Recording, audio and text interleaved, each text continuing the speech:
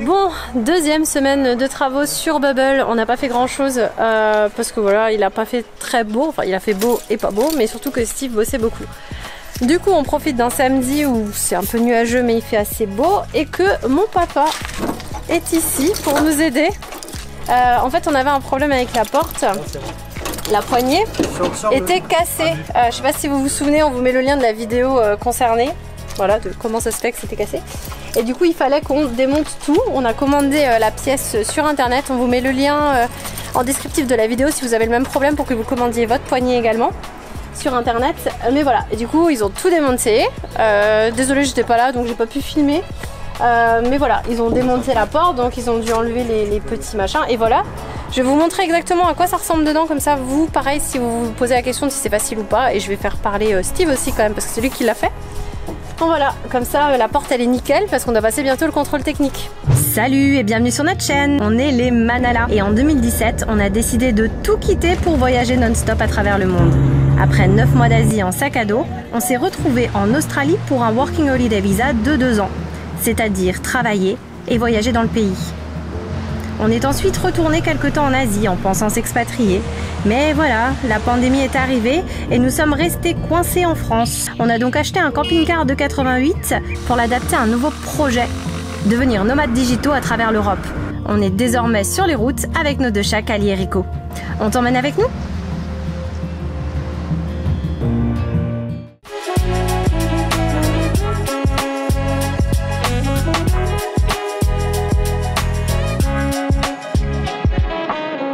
Avec Papa Dijou, alors on a enlevé l'ancienne poignée, on a enlevé le panneau et en fait c'est raccordé avec cette tige là.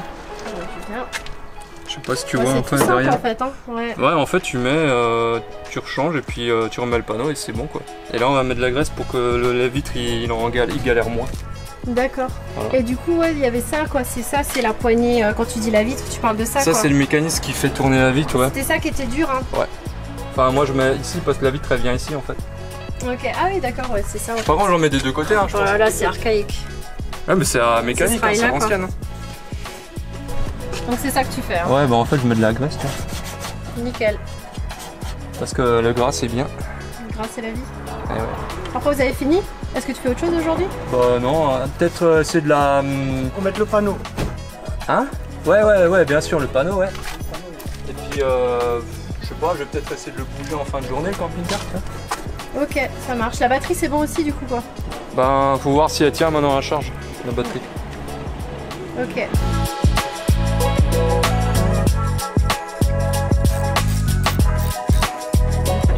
C'est vraiment un système simple hein. On va dire regardez ça.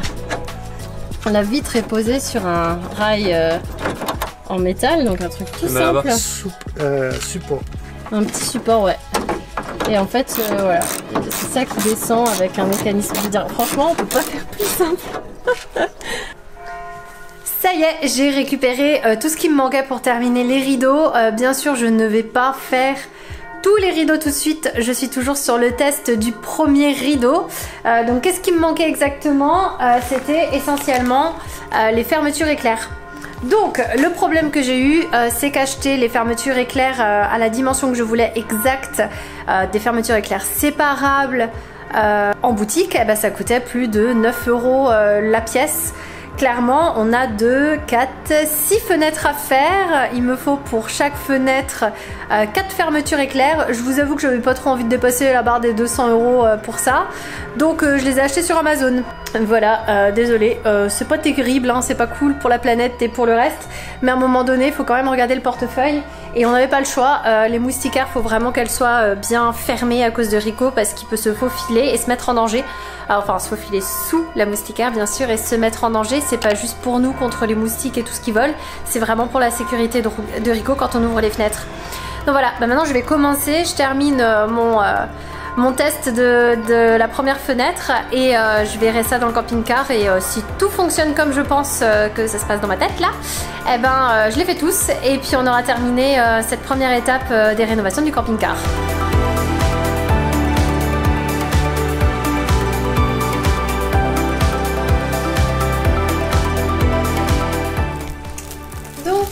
ce que j'ai fait dans un premier temps, j'ai ajouté la moustiquaire que j'ai cousu dans l'ourlet. Donc ça c'était des stores que j'avais déjà fabriqués il y a 2 ans. Avant de partir, j'avais récupéré le tissu qu'il y avait dans les stores habituels. Donc voilà, j'ai juste ajouté de la moustiquaire en plus et je l'ai remplacée parce qu'avant on avait celle-ci. Bonjour Rico. On avait celle-ci là en tissu d'origine et clairement Rico l'a déchirée, il nous a fait des trous dedans. Donc ça va, mais alors absolument plus du tout. Donc j'ai également les fermetures éclairs. Donc qu'est-ce que je vais faire? J'ai acheté du tissu quand même en boutique cette fois. J'ai pas acheté sur Amazon, faut pas déconner à un moment donné. Pour faire ici un ajout de 2 cm de tissu. Parce que là-dessus je vais pas pouvoir fixer mes fermetures éclairs. Il me faut vraiment du tissu. Donc je vais faire un bord que je vais fixer ici à 2 cm. Donc avec ourlet, ça fera une petite épaisseur environ de 2-3 mm sur tout le tour de la moustiquaire. Et ensuite je pourrais fixer une partie de ma fermeture éclair sur ce tissu. Pour le moment c'est un peu flou, on va déjà s'occuper de ça et on verra ensuite comment on fixe l'autre partie. Mais par contre effectivement il faudra aussi que je coule l'autre partie sur le même bout de tissu. Comme ça voilà, ça reste un peu plus épais et plus maniable que juste ça. Voilà.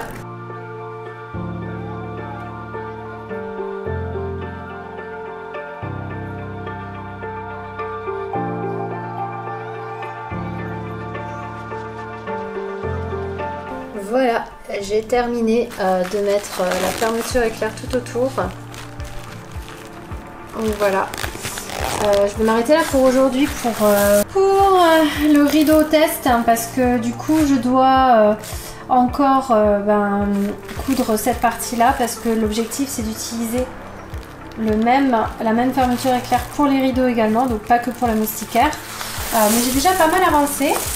En tout cas, dans l'ensemble, c'est plutôt prometteur. Il faut juste que maintenant j'installe une fermeture éclair unique ici et puis qu'après je fasse toute la pose dans le camping-car pour poser cette partie qui restera fixe sur le mur pour pouvoir ouvrir ou la moustiquaire, enfin fermer ou la moustiquaire ou le rideau.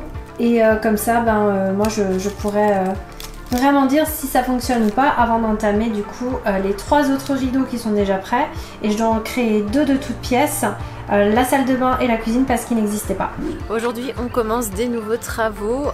On a vidé le camping-car, on l'a préparé, on a réparé la porte, on a refait pas mal de choses. Mais maintenant on va vraiment s'attaquer au cœur même des travaux, on va faire le lit. On espère qu'on va réussir en une journée parce qu'il y a pas mal de choses à faire et on commence en début d'après-midi. Voilà, on est optimiste. On va vous montrer tout ça. Alors, pour faire notre lit dans la capucine, le sommier du lit, parce que ça n'existait pas, je vais vous montrer à quoi ça ressemblait, mais avant je vais vous expliquer ce qu'on va utiliser. Alors, on a choisi des tasseaux de bois. Pour que ce soit plus facile de faire quelque chose de régulier, on est parti sur un tasseau de 3 cm par 3 cm, donc en forme de carré, sur une longueur de 2 mètres.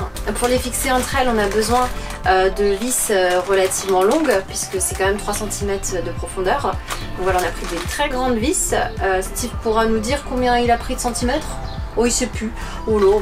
Bon, en tout cas, c'est plus de 3 cm, comme ça on est sûr qu'on traverse. Et pour les lattes, on est parti sur des choses un peu plus fines parce que les lattes sont pas très épaisses, elles font 0,5 cm. Je vous montre du coup à quoi elles ressemblent. On a trouvé ça sur le marketplace de Facebook, une personne qui vendait des lattes séparément du lit. Donc elles sont en bois, donc on pourra les couper dans la dimension qu'on souhaite. Elles mesurent, je viens juste de les mesurer, 68 cm de long. Par 5 cm de large et en tout on en a 36. Donc il va falloir que d'abord qu'on fasse le cadre pour pouvoir savoir à combien les couper, parce que du coup comme c'est du bois on peut les couper pour les rendre plus petites en fonction de la largeur de notre lit. Et on va pouvoir aussi savoir tous les combien de temps on en met, parce que le but c'est effectivement pas de faire comme un lit puisqu'on n'a pas les mesures exactes. Je vais vous montrer comment on va faire notre sommier en utilisant des lattes, c'est ce qui est le plus simple. Du coup avec les tasseaux on va faire un cadre de sommier comme ça. Donc en gros il va y en avoir tout autour, plus une barre centrale, ce qui nous permettra ensuite de caler les tasseaux qu'on va couper à la dimension souhaitée au fur et à mesure de chaque côté. Tac tac tac tac tac tac tac. Voilà.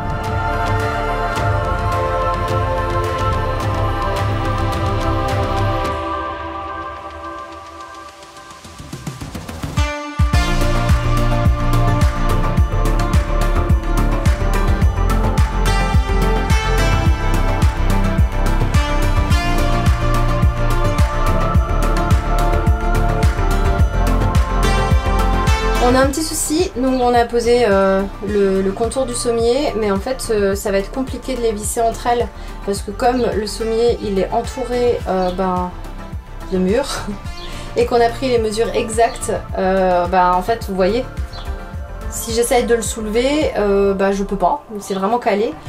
En fait ici, ou même ici, je peux pas visser pour fixer celle-ci à celle-ci parce que j'ai le mur qui me gêne. Plutôt que de visser le sommier entre eux, enfin en gros le contour ensemble, on va directement visser les lattes sur le sol de la capucine. Ce qui nous semble être la solution la plus facile, et de toute façon comme c'est un lit qu'on va pas bouger normalement, on va pas le changer encore une fois, et ça servirait à rien de faire autrement et de s'embêter. Du coup ouais, on a gardé la moquette pour garder une isolation et ça n'a pas été facile parce que du coup visser dessus et les poser, elles sont pas tout à fait droites, donc on espère que ça va aller jusqu'au bout en perçant. Du coup on a assez de marge puisqu'on a des tasseaux qui font 3 cm et on a le sol de la capucine qui fait également 3 cm, donc voire 4 hein, ouais. Du coup ça devrait aller, on ne devrait pas traverser le sol. Du coup là on a fait le test, on a fini de faire le contour du sommier et on a fait le test avec les lattes qu'on a récupérées. En fait tout loge, donc au niveau des quantités on est très bon. Pour pouvoir fixer les lattes sur un tasseau de 3 cm de large, on est obligé de les faire 1 sur 2. Ce qui nous arrange un petit peu aussi parce que du coup ça fait aérer le matelas, parce que le but c'était de ne pas retourner dans ce qu'on avait au départ avec quelque chose de plein. Donc là le matelas va pouvoir être aéré. Maintenant, il nous reste à découper, vous voyez bien, elles sont pas à la bonne taille. Donc on va mesurer exactement la taille qu'on a besoin. Normalement, elles doivent être toutes de la bonne dimension. Et puis après, on va tout couper et on les fixera là-dessus. Et normalement, on devrait avoir fini aujourd'hui.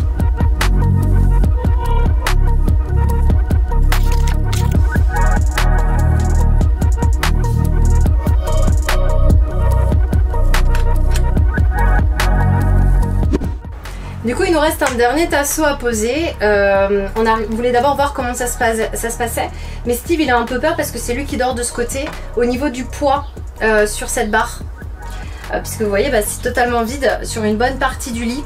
Les tasseaux, les lattes on sait que ça va tenir puisque c'est fait pour un lit, mais voilà c'est plus le tasseau, on n'est pas certain que ça fonctionne.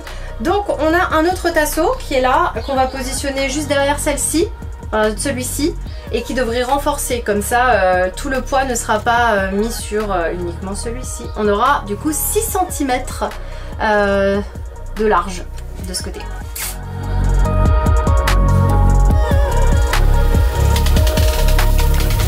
Maintenant la question qu'on se pose c'est est-ce qu'on fait un renfort juste ici là où il y a mon papier qui viendrait se poser sur l'escalier, parce que finalement c'est que des tasseaux de 3 cm.